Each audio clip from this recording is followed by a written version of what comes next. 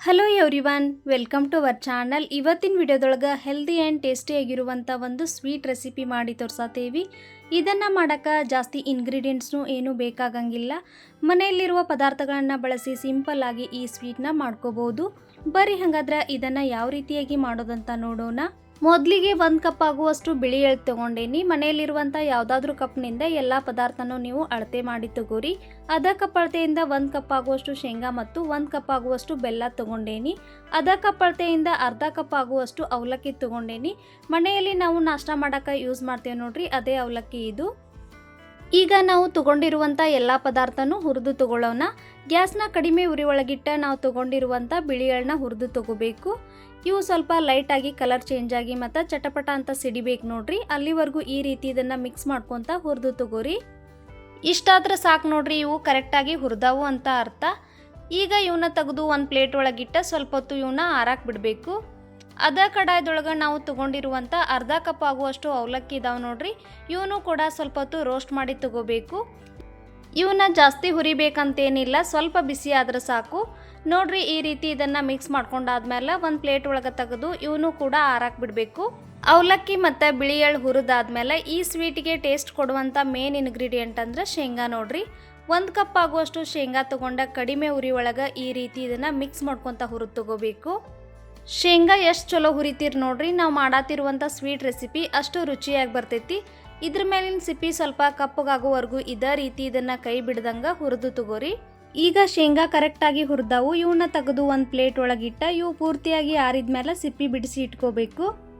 ಈಗ ಒಂದು ಮಿಕ್ಸರ್ ಜಾರ್ದೊಳಗೆ ನಾವು ಮೊದಲಿಗೆ ಹುರಿದಿಟ್ಕೊಂಡಿರುವಂಥ ಅವಲಕ್ಕಿ ಮತ್ತು ಬಿಳಿ ಎಳ್ಳನ್ನ ಗ್ರೈಂಡ್ ಮಾಡಿ ತಗೋಬೇಕು. ಇದು ಎಷ್ಟು ಸಾಧ್ಯ ನೋಡ್ರಿ ಅಷ್ಟು ಸಣ್ಣಕ್ಕೆ ಇದನ್ನು ಗ್ರೈಂಡ್ ಮಾಡಿ ತಗೋರಿ. ಅವಲಕ್ಕಿ ಮತ್ತು ಬಿಳಿ ಎಳ್ಳನ್ನ ಗ್ರೈಂಡ್ ಮಾಡಿ ಆದಮೇಲೆ ಅದ ಮಿಕ್ಸರ್ ಜಾರ್ದೊಳಗೆ ನಾವು ಹುರಿದಿಟ್ಕೊಂಡಿರುವಂಥ ಶೇಂಗಾನು ಕೂಡ ಗ್ರೈಂಡ್ ಮಾಡಿ ತಗೋಬೇಕು. ಇವು ಪೂರ್ತಿಯಾಗಿ ಹಿಟ್ಟಿನ ಥರ ಸಣ್ಣ ಆಗೋದಿಲ್ಲ, ಸ್ವಲ್ಪ ತರಿತರಿಯಾಗಿದ್ರೂ ನಡಿತೈತಿ. ಗ್ರೈಂಡ್ ಮಾಡಿರುವಂಥ ಎಲ್ಲ ಪದಾರ್ಥನೂ ಒಂದ್ಸಲ ನೀಟಾಗಿ ಮಿಕ್ಸ್ ಮಾಡಿ ಇಟ್ಕೊಂಡು ಒಂದು ಪ್ಲೇಟ್ ಒಳಗೆ ಸ್ವಲ್ಪ ತುಪ್ಪ ಸವರಿ ಇಟ್ಕೋರಿ. ಪ್ಲೇಟಿಗೆ ಕರೆಕ್ಟಾಗಿ ಹತ್ತುವಂಗೆ ಎಲ್ಲ ಕಡೆ ನೀಟಾಗಿ ಕೈಯಿಂದ ಈ ರೀತಿ ಇದನ್ನು ಸವರಿ ಇಟ್ಕೋಬೇಕು. ಈಗ ಗ್ಯಾಸ್ ಮೇಲೆ ಒಂದು ಕಡಾಯಿ ಇಟ್ಟು 1 ಸ್ಪೂನ್ ಆಗುವಷ್ಟು ತುಪ್ಪ ಹಾಕ್ರಿ. ತುಪ್ಪ ಸ್ವಲ್ಪ ಬಿಸಿ ಆದಮೇಲೆ 1 ಕಪ್ ಆಗುವಷ್ಟು ಬೆಲ್ಲನ ತುರಿದು ಹಾಕತ್ತೀನಿ. ಗ್ಯಾಸ್ನ ಕಡಿಮೆ ಉರಿ ಒಳಗಿಟ್ಟ ಸ್ವಲ್ಪನೂ ಕೈ ಬಿಡ್ದಂಗೆ ಈ ರೀತಿ ಇದನ್ನು ಮಿಕ್ಸ್ ಮಾಡ್ಕೊತ ಬೆಲ್ಲ ಕರಗಿಸಿ ತಗೋರಿ. ಬೆಲ್ಲ ನೀಟಾಗಿ ಮಿಕ್ಸ್ ಮಾಡ್ಕೊಂಡಾದ್ಮೇಲೆ ಇದ್ರೊಳಗೆ 2 ರಿಂದ 3 ಸ್ಪೂನ್ ಆಗುವಷ್ಟು ನೀರು ಹಾಕ್ರಿ. ಇದೇ ರೀತಿ ಇದನ್ನು ಸ್ವಲ್ಪ ಹೊತ್ತು ಮಿಕ್ಸ್ ಮಾಡ್ಕೊಂಡಾದ್ಮೇಲೆ ಬೆಲ್ಲ ಕರ್ಗಾಕ್ ಬಿಡಬೇಕು. ಇದು 1 ಎಳೆ ಪಾಕ ಆಗಲಿ 2 ಎಳೆ ಪಾಕ ಆಗಲಿ ಬರಬೇಕಂತೇನಿಲ್ಲ. ಬೆಲ್ಲ ಕರೆಕ್ಟಾಗಿ ಕರಗಿ ಇದು ಸ್ವಲ್ಪ ಅಂಟಂಟ್ ಟೆಕ್ಸ್ಚರ್ ಬರ್ಬೇಕು ನೋಡ್ರಿ, ಅಲ್ಲಿವರೆಗೂ ಇದನ್ನು ಈ ರೀತಿ ಮಿಕ್ಸ್ ಮಾಡ್ಕೊತ ಕರಗಿಸಿ ತಗೋಬೇಕು. ನೋಡಾತಿರಲ್ಲ ನೀವು, ಇಷ್ಟಾದ್ರೆ ಸಾಕು. ಇದು ಈಗ ಕರೆಕ್ಟಾಗಿ ರೆಡಿ ಆಗೈತಿ. ಮೊದಲಿಗೆ ನಾವು ಗ್ರೈಂಡ್ ಮಾಡಿ ಇಟ್ಕೊಂಡಿರುವಂಥ ಪದಾರ್ಥನ ಇದ್ರೊಳಗೆ ಹಾಕಿ ನೀಟಾಗಿ ಮಿಕ್ಸ್ ಮಾಡಿ ತಗೋಬೇಕು. ಇದನ್ನೆಲ್ಲ ನೀವು ಗ್ಯಾಸ್ನ ಕಡಿಮೆ ಉರಿ ಒಳಗಿಟ್ಟನ ಮಾಡಬೇಕು. ಇದನ್ನು ನೋಡಿದ್ರೆ ನಿಮಗೆ ಗೊತ್ತಾಗ್ತಿರ್ಬೋದು ನಾವು ಮಾಡಿರುವಂಥ ಪಾಕದ ಟೆಕ್ಸ್ಚರ್ ಕರೆಕ್ಟಾಗಿ ಐತಿ. ಇಷ್ಟಾದ್ರೆ ಸಾಕು ನೋಡ್ರಿ, ಈಗ ಇದು ಕರೆಕ್ಟಾಗಿ ರೆಡಿ ಆಗೈತಿ.